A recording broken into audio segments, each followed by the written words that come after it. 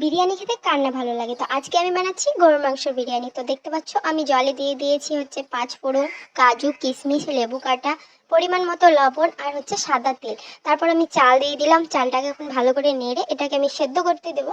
তো এটা এখন সেদ্ধ হোক। তারপর আমি এইদিকে দিয়ে দিয়েছি হচ্ছে তেল আলু ভাজার জন্য। তো আলুগুলোকে আমি ভালো করে ভেজে নেব লাল লাল করে, যাতে তেলের মধ্যে ভালো মানে সেদ্ধ হয়ে যায়।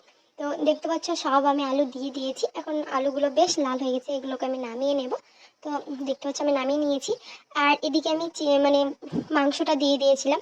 তো মাংসটা প্রথমে আমি ভিডিও করিনি, ভুলে গেছিলাম। তো এখন প্রায় আমার কষা শেষ। তো সেই টাইমে আমি এখন ভিডিও করছি। তো দেখতে পাচ্ছ কালারটা খুব সুন্দর এসেছে, জানি না খেতে কেমন হবে। আর আমি এদিকে মাংসটাও নামিয়ে রাখলাম। তারপর এদিকে দিয়ে দিয়েছি হচ্ছে ঘি। ঘিতে এখন আমি দাগি করে নেব। তো এটাকে ভালো করে মানে ভেজে নেব লাল লাল করে, খুব ভাজি করলে হবে না, মানে যাতে পুড়ে না যায়, হালকা লাল রাখতে হবে।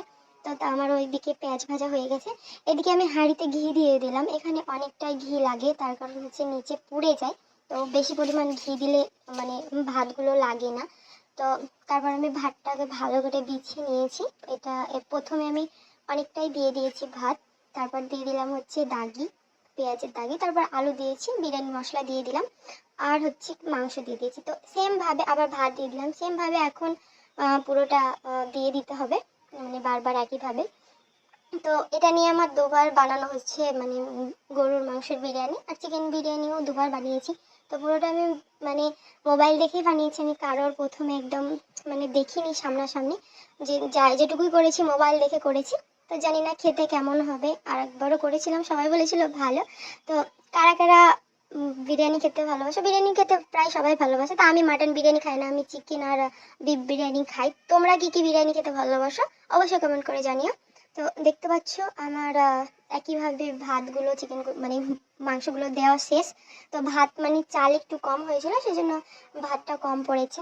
তো তারপর দেখো আমার আর ভাত মানে শেষ। এগুলো 3টে আলু লাস্টে বেঁচেছিল, সেই জন্য এই দুটোকে দিয়ে মানে 3টেকে দিয়ে দিলাম। তারপর ঘি দিয়ে দিলাম, বিরিয়ানি মশলা। আর এখন আমি একটু জাফরান দিয়ে দেবো হালকা পরিমাণে মতো।